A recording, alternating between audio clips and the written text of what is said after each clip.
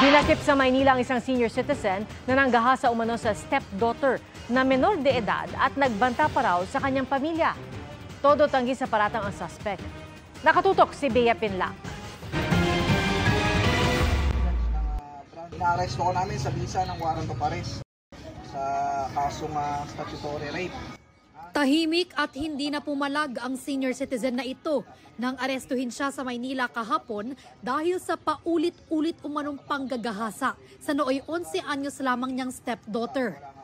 Ayon sa pulisya, tumagal ng 3 taon ang krimen. From 11 years old up to 14 years old, na-abuse siya ng kanyang stepfather. Hunyo 2024 na magtangka umano ulit ang akusado pero umayaw daw ang biktima. Kahit ito ayaw niya, tinatakot siya na papatayin yung kanyang kapatid. Pati na yung magulang niya, hindi na daw siya pag-aaralin at susuporta sa pag-aaral.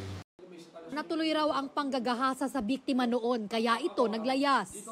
Makalipas ang ilang araw ng pag-a-absent dito sa klase, hinanap na raw siya ng kanyang guro at nang makita niya ito, sinabi ng bata, nagsumbong siya sa kanyang guro.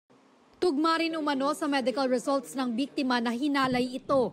Pero giit ng akusado, dinidiin lang daw siya dahil sa lumalang away pamilya na nagsimula raw sa panenermon niya sa bata. Nagulat ako, galing ako sa trabaho. Pagdating ko, hinuli ako. Di ko alam ang kasalanan ko. Wala, ma'am, di totoo yan. Positive sa medical kasi may syuta yan eh. Statutory rape ang kinahaharap na reklamo ng akusado na nakakulong nasa Baseco Police Station. Sasailalim naman sa counseling ang biktima na nasa pangangalaga na ng tatay niya.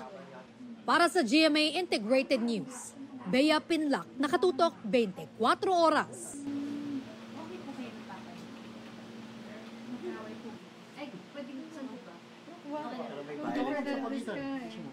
Parang